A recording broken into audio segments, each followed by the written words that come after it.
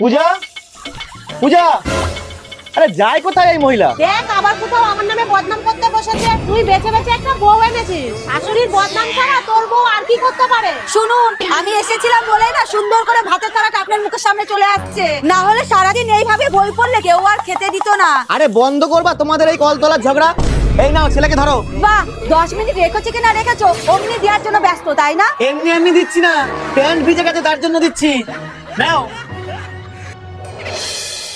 তুমি এত বড় হয়ে গেছো, তোমাকে এখনো প্যাম্পাস পুড়িয়ে রাখতে হবে? হিসি পেলে বলতে পারো না? কই, প্যান্ট তো শুকনোই আছে।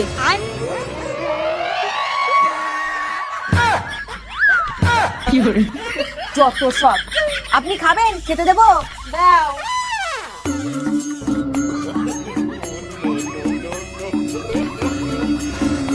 এই নিন। এ কি, আমি এত ভাত খাই?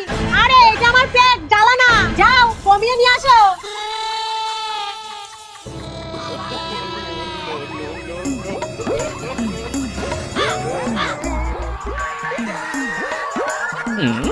তোমাকে না মা বললো ভাত কমিয়ে দিতে, তুমি আরো বাড়িয়ে দিচ্ছ। কে কতটা খেতে পারে সেটা আমি জানি, তুমি শুধু দেখতে থাকো।